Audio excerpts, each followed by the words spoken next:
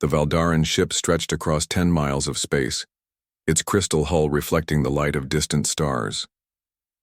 Commander Zexathara stood on the bridge, her 12-foot frame towering over the control panels. Her skin looked like living diamond, shifting colors as she moved. She had fought wars that lasted centuries. She had seen planets die and stars go dark. Nothing in the cosmos had ever made her afraid. Today was different. Today, humans were coming aboard. Captain Jake Morrison stepped through the airlock first. He was small compared to the Valdarans, barely 6 feet tall with brown hair and tired eyes. Behind him came Dr. Lisa Grant, a woman with short blonde hair and thick glasses. Lieutenant Commander Rick Stone followed, a muscular man with dark skin and a quiet manner. The Valdarans on the bridge stopped their work to stare. These humans looked so fragile. Their skin was soft and pink. They had no natural armor, no energy shields, no psychic powers. How had such weak creatures managed to build starships? "Welcome aboard the Infinite Majesty," Zexathara said. Her voice sounded like wind chimes in a storm. "I am High Commander Zexathara. We will observe your species during the upcoming exercises." Jake smiled and extended his hand. "Captain Jake Morrison, representing Earth's fleet, we're honored to work with you." Zexathara looked at the offered hand but did not take it. Physical contact with unknown species could be dangerous. She had learned this during 3,000 years of galactic warfare. "Your ships are small," she observed. The largest human vessel was barely 1,000 feet long. Her flagship could hold 20 of them inside its docking bay. "Size isn't everything," Jake replied. Something in his tone made Dr. Grant smile. Rick Stone remained silent, studying the Valdaran technology around them. The exercise began 3 hours later. 12 Valdaran ships faced off against 6 human vessels in empty space. The goal was simple: disable the enemy fleet without destroying them. It was a standard military drill that every species in the galaxy used for training. Zexathara expected the humans to lose quickly. Their ships were tiny. Their weapons were primitive energy cannons and explosive missiles. The Valdarans had quantum disruptors and reality manipulators. This would be over in minutes. The simulation started. Valdaran ships moved into their traditional formation, a sphere with the largest vessels at the center, smaller ships creating protective rings around them. It was a formation that had never failed in 3 millennia of warfare. The human ships scattered. "What are they doing?" asked Sub-Commander Yelnari, Zexathara's second-in-command. On the tactical display, the 6 human ships were flying in different directions. 3 went up, 2 went down, and 1 flew straight at the Valdaran formation. "They have broken formation," Zexathara observed. "This violates basic military doctrine. They should concentrate their firepower." The lone human ship attacking directly was destroyed within seconds. Valdaran weapons tore through its shields like they were made of paper. But while the Valdarans were focused on this target, the other 5 human ships had moved to strange positions around them. Then the humans did something impossible. They started shooting at empty space. "Computer error," suggested Yelnari. "Their targeting systems must be malfunctioning." But Jake Morrison was smiling on the bridge. "Lisa, are you getting this data?" Dr. Grant nodded, making notes on her tablet. "Their formation is exactly what we predicted. They always put their command ship in the center." "Rick, execute phase 2. Rick Stone pressed several buttons on his console. Suddenly, the missiles the humans had fired into empty space exploded, but they were not trying to hit Valdaran ships. Instead, they created clouds of metallic dust and electromagnetic interference. The Valdaran sensors went blind. "What is this?" Zexathara demanded. "They are creating chaos." In the confusion, the remaining human ships attacked from 5 different directions at once. But they did not focus on the largest, most dangerous Valdaran vessels. Instead, they targeted the smallest ships on the outer edge of the formation. "They are attacking our weakest units," Yelnari reported. "This makes no tactical sense. They should focus on our primary weapons platforms." One by one, the outer Valdaran ships were disabled. Then the humans did something even stranger. Instead of pressing their advantage, two of their ships retreated. They flew away from the battle as if they were running scared. "Pursuit course," Zexthara ordered. "Two of our ships will follow them." "Commander," Dr. Grant said from her position on the bridge, "may I ask why you are dividing your forces?" "Standard procedure," Zexthara replied. "We must prevent enemy units from escaping and regrouping, even when you outnumber them 3-1. Zexthara paused. Why was she following retreating enemies when she still had a clear advantage? It was what the combat manual said to do. But the two Valdaran ships chasing the retreating humans flew directly into an ambush. The fleeing human vessels had led them into a debris field where the third human ship was waiting. All three opened fire at once, disabling both Valdaran pursuers. Now the numbers were even. 4 Valdaran ships against 3 human vessels. "Impossible," whispered Yelnari. "They turned a losing battle into an even fight by running away." The final phase of the battle was unlike anything in Valdaran military history. The humans refused to engage in proper ship-to-ship combat. Instead, they kept moving using hit-and-run tactics, attacking and then disappearing behind asteroids and debris. When a Valdaran ship chased them, they would split up and attack from 2 directions. When the Valdarans tried to corner them, they would do something unexpected like shutting down all their systems and drifting like dead hulks until the Valdaran ships passed by. They fight like... Zexthara struggled for words. "Like prey animals," Dr. Grant supplied helpfully. "On Earth, we call these tactics guerrilla warfare. It was developed by weaker forces fighting stronger enemies." The exercise ended with the humans victorious. 3 small primitive ships had defeated 4 advanced Valdaran vessels through tactics that made no logical sense. As the human delegation prepared to leave, Zexthara stopped Captain Morrison. "Your methods are unusual," she said carefully. Jake shrugged. "We do what works. Sometimes that means breaking the rules. Rules exist for good reasons. They are based on thousands of years of military science." "Sure," Jake agreed. "But what happens when your enemy doesn't know the rules? Or worse, what happens when they know the rules and choose to ignore them?" After the humans left, Zexthara stood alone on her bridge, staring out at the stars. For the first time in her long life, she felt something she did not recognize. It would be hours before she realized what it was. Fear, not of death or pain or defeat, but fear of the unknown. Fear of creatures who could look at 3,000 years of military tradition and simply ignore it. In the darkness between stars, ancient things were stirring. The Void Seekers were coming, and they had always followed the rules of war. But now, for the first time, there were humans in the galaxy. And humans, apparently, did not believe in rules. The warning sirens filled every Valdaran ship across the outer rim. Admiral Susan Parker stood on the bridge of her human vessel, watching the massive alien fleet move into position. The Valdaran ships were beautiful and terrible, each one the size of a small city.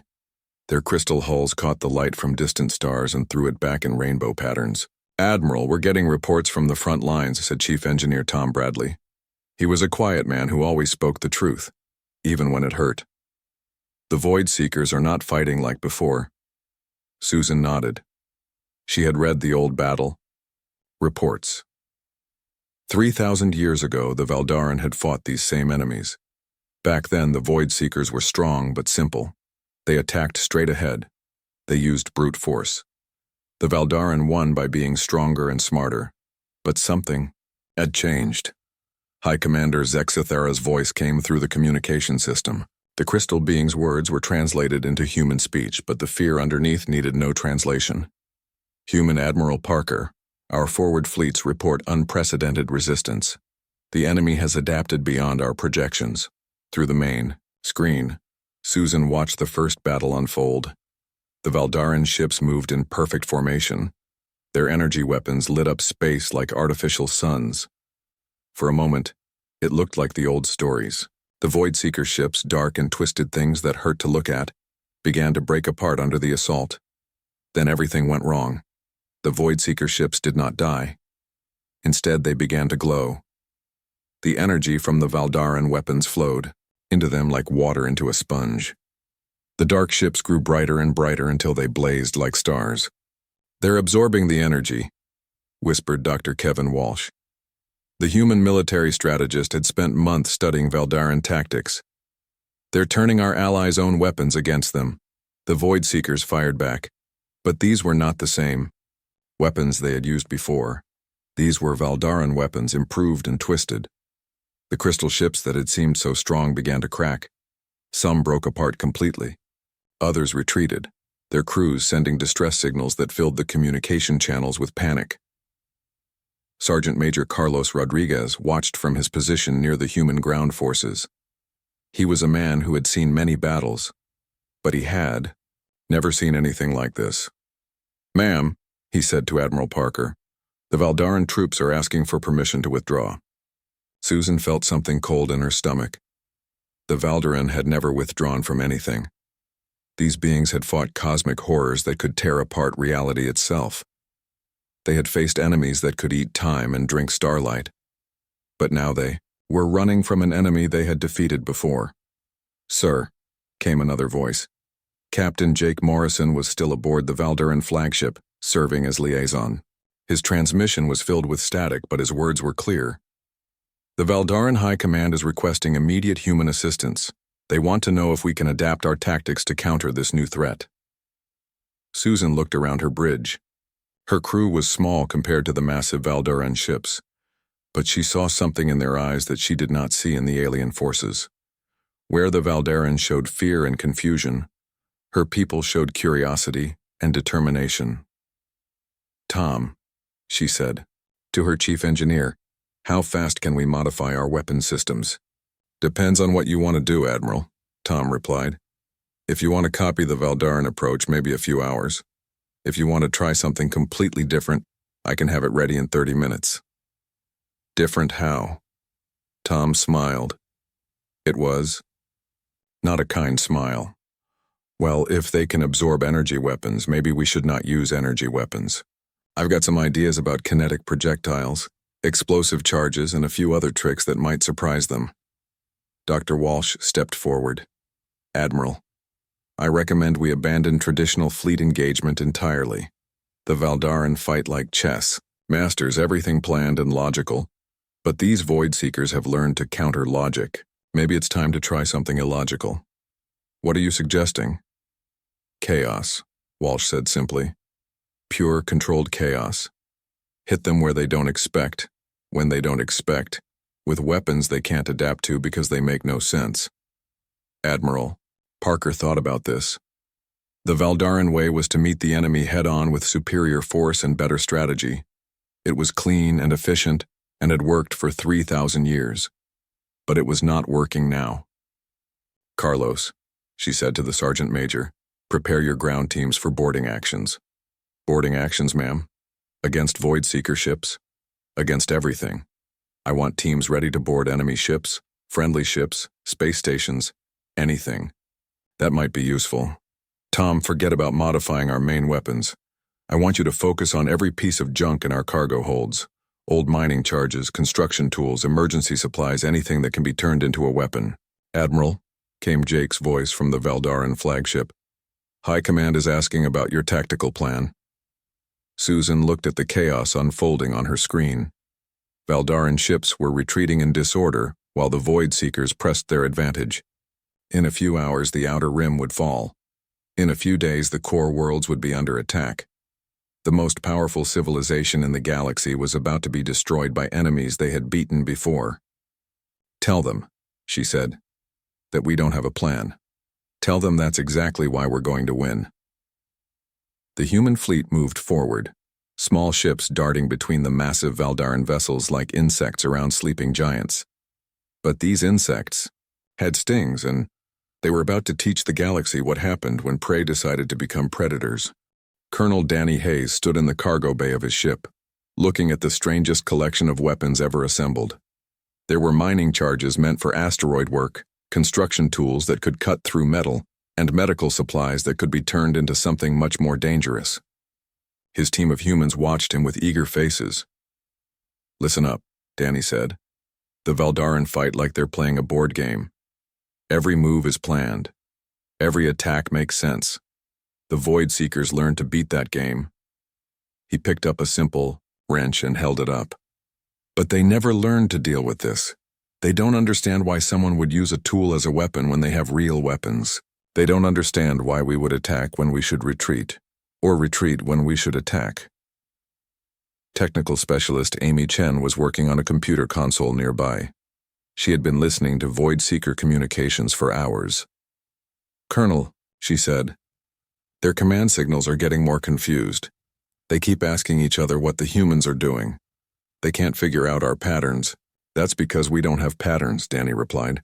"Captain Thompson, how are your pilots doing?" Captain Marie Thompson looked up from where she was checking her flight suit. She was a small woman, but her eyes held the kind of fire that made enemies nervous. "My squadron is ready, sir. We've removed all the safety protocols from our fighters. We're going to fly them like we stole them." Dr. Paul Anderson, the human combat psychologist, shook his head. "Colonel, what you're planning goes against every rule of military engagement. The Valdaran observers are already showing signs of severe stress, just from watching our preparations." "Good," Danny said. "If our allies are scared of us, imagine how the enemy feels." The first test came 3 hours later. A Void Seeker patrol found one of the human ships apparently drifting powerless in space. The enemy vessels approached carefully, scanning for traps. They found nothing dangerous. The human ship seemed to be damaged and helpless. The Void Seekers moved in to investigate. This was their mistake. The human ship was not damaged. It was bait. Colonel Hayes and his team had shut down everything that looked like a weapon or defense system. But they had kept the things that looked harmless. Mining charges, construction tools, emergency supplies. When the Void Seeker ships got close enough, the human ship came alive. But it did not fire energy weapons or launch missiles. Instead, it fired chunks of metal, bags of chemicals, and pieces of broken machinery. The attacks made no sense to the Void Seekers. They tried to absorb the energy from these projectiles, but there was no energy to absorb. Just solid matter moving very fast. The Void Seeker ships were built to handle energy weapons and advanced technology. They were not built to handle a chunk of steel moving at high speed. Their hulls cracked. Their systems failed. In minutes, 3 enemy ships were destroyed by what amounted to very expensive rocks. "Target destroyed," reported Amy Chen. "Enemy communications are going crazy. They're asking their command what kind of weapons we used." "Tell them," Danny said with a grin, "that we used our imagination." The success of the first ambush led to more experiments. Captain Thompson's fighter squadron began using tactics that would have gotten them court-martialed in any normal military. They flew directly at enemy ships and waited until the last possible second before veering away. The Void Seekers, expecting normal attack patterns, wasted their shots trying to predict where the human fighters would go. But Marie had a bigger surprise planned. During one engagement, she deliberately let her fighter get hit by enemy fire. The Void Seekers thought they had scored a kill and began to move past her position. They did not expect her damaged fighter to suddenly accelerate and ram directly into their command ship. Marie ejected at the last second, but her fighter kept going. The explosion was not large by space battle standards, but it happened inside the enemy command vessel. The Void Seeker ship broke apart from the inside out. "Thompson to base," came Marie's voice over the radio as she floated in her emergency suit. "Target eliminated, requesting pickup." The Valdaran forces watching this engagement sent confused reports to their high command. They could not understand why a human pilot would sacrifice her ship to destroy a single enemy vessel. They could not understand why the other human pilots were cheering as they rescued their comrade. Dr. Anderson tried to explain it to the Valdaran observers. "She didn't sacrifice her ship," he said. "She used it as a weapon. There's a difference. Sacrifice implies giving up something valuable. She turned her fighter into exactly what she needed it to be at that moment." The Valdaran crystalline features could not show expression the way human faces did, but their confusion was clear in their body language. "This behavior is not logical," one of them said. "The cost of a fighter vessel exceeds the value of a single enemy ship." "You're thinking like an accountant," Paul replied. War isn't about profit and loss, it's about winning. And sometimes the best way to win is to do something so unexpected that your enemy can't respond. As the human tactics spread throughout the fleet, the Void Seekers began to change their own behavior. Ships that had fought with mechanical precision began to make errors. Their formations became sloppy. Their communications filled with questions and uncertainty. Amy Chen noticed it first. "Colonel, I'm seeing something interesting in their command frequencies. They're starting to make mistakes they never made before. It's like they're second-guessing themselves." "Fear," said Dr. Anderson. "They're learning to be afraid. For probably the first time in their existence, they're facing an enemy they can't predict or understand. It's breaking down their decision-making process." Colonel Hayes looked at the tactical display showing the latest battle results. Human losses were high, but Void Seeker losses were higher. More importantly, the enemy was beginning to retreat. From engagements they should have won easily. "Amy," he said, "send a message to Admiral Parker. Tell her the psychological warfare is working. The enemy is starting to fear us more than we fear them." "What should we do next, sir?" Danny smiled. It was not a pleasant expression. "Next, we teach them what real terror looks like. We're going to do something so completely insane that they'll never sleep peacefully again." Around him, his team began to prepare for the next phase of their campaign. They were outnumbered, outgunned, and fighting an enemy that had defeated the galaxy's greatest military power. But they had something the Void Seekers had never encountered before: the human ability to make madness look like genius, and to turn desperation into victory. The war was about to get much more interesting. General Lisa Murphy stood in the command center of the human flagship, surrounded by screens showing the strangest war in galactic history. The Void Seekers had stopped their advance. For the first time in recorded history, they were trying to understand their enemy instead of simply destroying them. "General," said Captain Alex Turner, commander of the Experimental Warfare Division, "Project Pandora is ready for deployment. Are you sure you want to do this?" Lisa looked at the data on her screen. The Void Seekers were a hive mind, billions, of individual creatures connected by shared thoughts and emotions. It was their greatest strength. It was also about to become their greatest weakness. "Do it," she said. Dr. Jennifer Cole had spent weeks studying the enemy's psychology. She understood something that even the Valderan had missed. The Void Seekers were not truly individuals. They were more like fingers on a hand, separate but connected. When one finger felt pain, the whole hand pulled back. The beauty of a hive mind, Jennifer explained to the assembled officers, is that it eliminates confusion and fear. Every member knows exactly what to do because they all share the same thoughts. But that also means when one member becomes confused or afraid, they all do. The first phase of Project Pandora began with something simple. Human ships started broadcasting random signals into space, music from Earth, conversations between crew members, the sound of human laughter, stories about home, even the noise from the ship's engines. To human ears, it was just background noise, but to the Void Seekers, it was chaos. Their minds were built to process shared, organized thoughts. The random human signals were like static on a radio, making it hard for them to think clearly.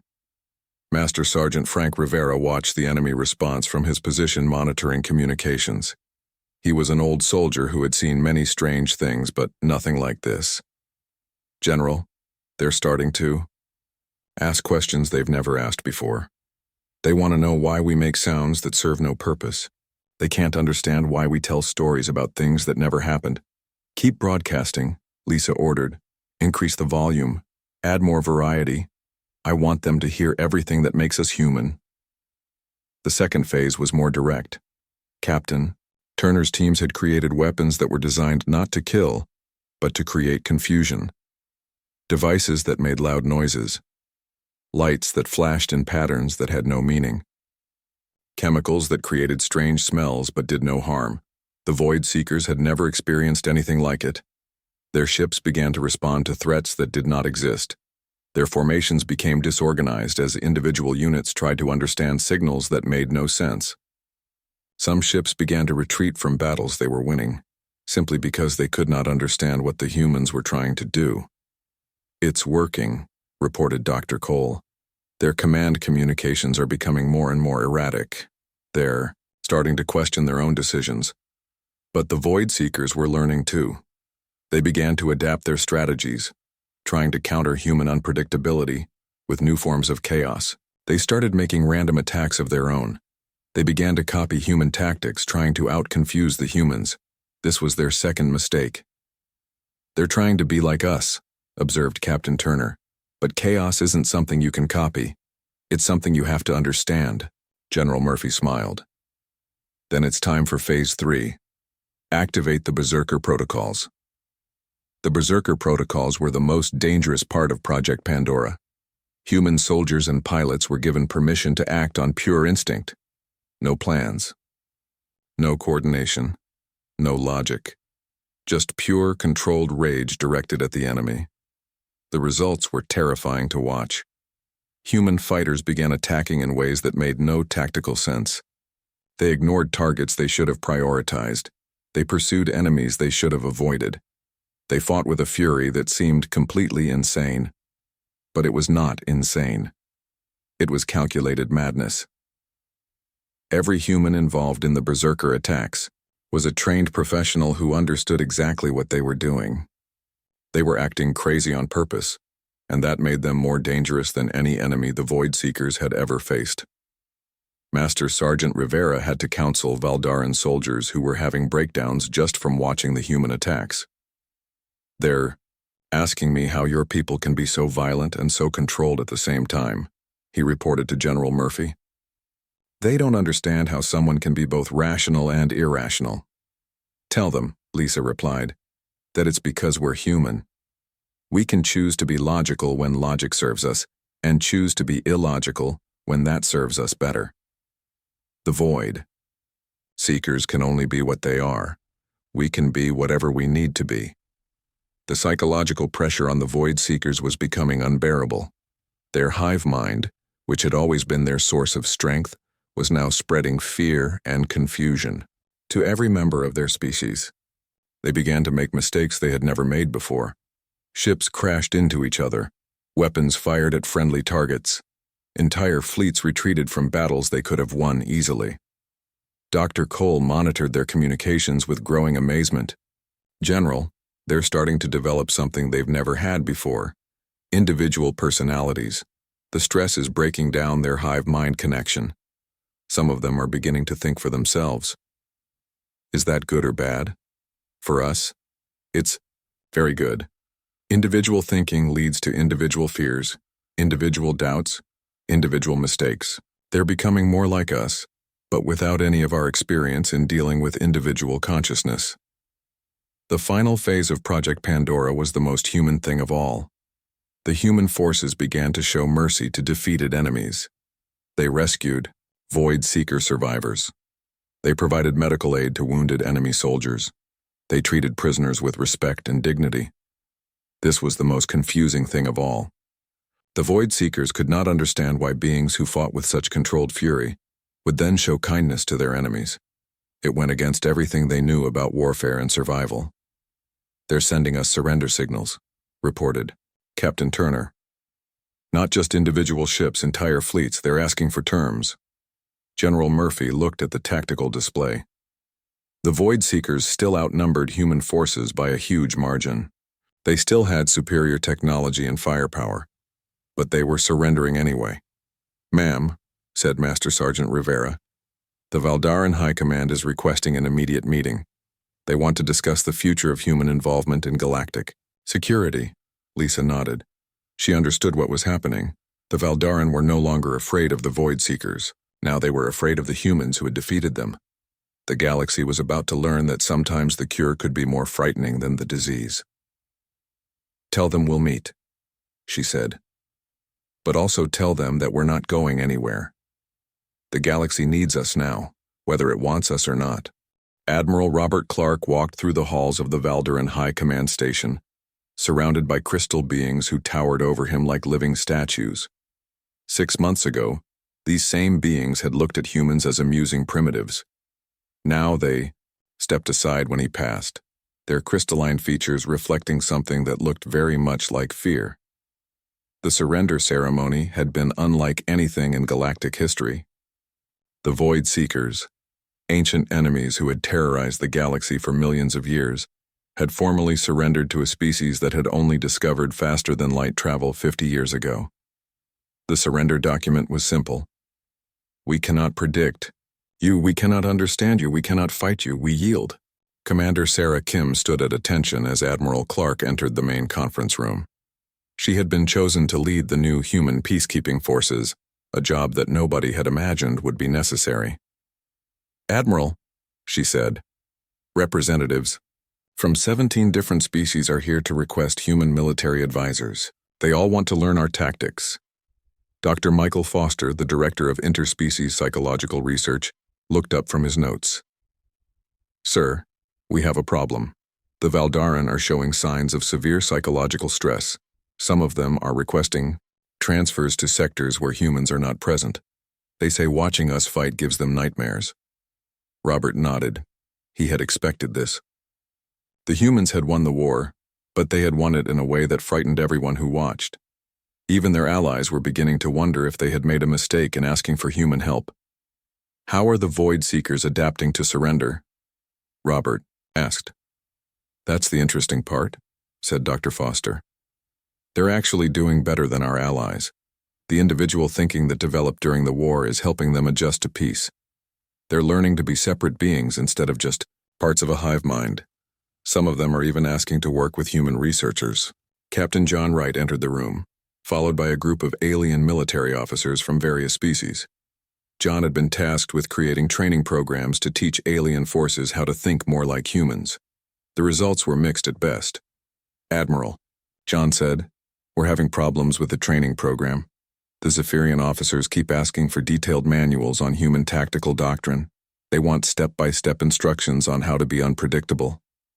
Robert almost smiled. "And what did you tell them?"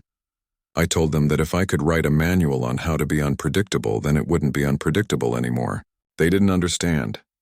The truth was that most aliens couldn't understand. They had evolved to follow patterns, to think logically, to approach problems with systematic solutions. Humans were different. They could be logical when logic worked, and abandon logic when it didn't. They could make plans and then ignore those plans completely. They could be disciplined soldiers and chaotic warriors at the same time. "Sir," said Commander Kim, "High Commander Zexthera is requesting a private meeting. The Valdaran want to discuss the future of human involvement in galactic security."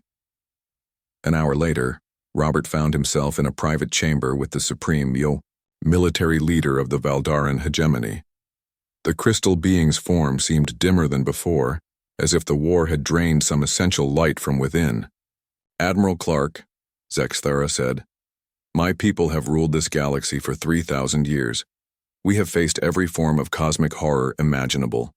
We have never retreated. We have never shown fear. We have never been defeated." "I know," Robert replied. "Your military history is impressive. But in 6 months your species has changed everything. You defeated an enemy we could barely contain. You did it using methods that we cannot comprehend. And now our own soldiers are afraid to serve alongside yours." Robert waited. He could sense there was more. "We need you," Zexthera continued. "The galaxy needs you. But we also fear you. How does a civilization deal with protectors who are more terrifying than the threats they protect against?" It was a fair question. Robert had been asking himself the same thing for weeks. "Commander," he said, "what do you want from us?" "We want you to stay. We want you to help us defend the galaxy against future threats. But we also want to understand you. We want to know why you fight the way you do. We want to know if you can be trusted with the power you have gained." Dr. Foster had prepared Robert for this conversation. The answer was complex but important. "Commander, humans are persistence hunters. On our world, we evolved to chase prey until it collapsed from exhaustion. We learned to solve problems by trying everything until something worked.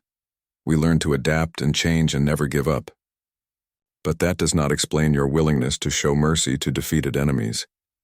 Actually, it does. We learned that sometimes the best way to defeat an enemy is to make them into a friend. The Void Seekers are not our enemies anymore. They're just confused beings trying to learn how to be individuals. We can help them with that. Zexathara was quiet for a long moment. Your species is very strange, Admiral Clark. Yes, we are, but strange can be useful. 3 days later, the Galactic Defense Accord was signed. It established humanity as the primary military advisors for galactic security. The Terran Doctrine became the standard approach for dealing with unknown threats. Human officers were assigned to every major military command in the galaxy. But the most important change was psychological. For the first time in galactic history, the various species began to think outside their traditional patterns. They began to consider solutions that had never occurred to them before. They began to understand that sometimes the best approach was no approach at all. Captain Wright's training programs eventually succeeded, not by teaching aliens to be human, but by teaching them to think for themselves. The rigid military hierarchies that had dominated galactic warfare for millennia began to change. Initiative and creativity became valued traits instead of dangerous aberrations. Commander Kim's peacekeeping forces became the most requested military unit in the galaxy. Not because they were the strongest or best equipped, but because they were the most unpredictable. Pirates and raiders never knew what to expect from human forces, and that uncertainty was often enough to prevent conflicts from starting. The Void Seekers, now calling themselves the Collective of Individuals, established their first embassy on Earth. They wanted to study humanity's approach to individual consciousness and cooperative society. Some of them even joined human crews, serving as advisors on how to deal with hive mind species.